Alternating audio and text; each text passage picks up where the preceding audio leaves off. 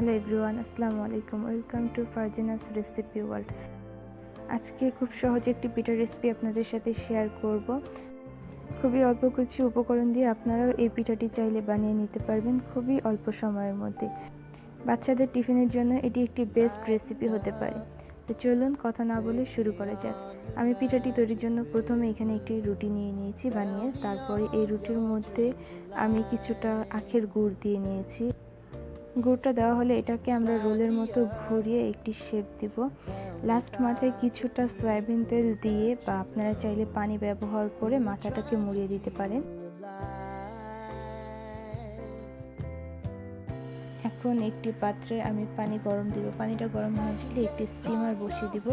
তেল ব্রাশ করে স্টিমারের উপরে আমরা বানিয়ে রাখা পিঠাটি দিয়ে দিব। পিঠাটি আমি 10 মিনিট সিদ্ধ করে নিব। এভরিওয়ান, দেখতেই পাচ্ছেন পিঠাটা অলমোস্ট হয়ে এসেছে। এখন আমরা পিঠাটাকে নামিয়ে 10 মিনিটের জন্য রেস্টে রাখবো।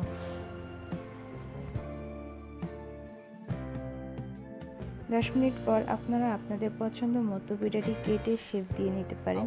দেখতেই পাচ্ছেন পিঠাটা কত জুসি হয়েছে।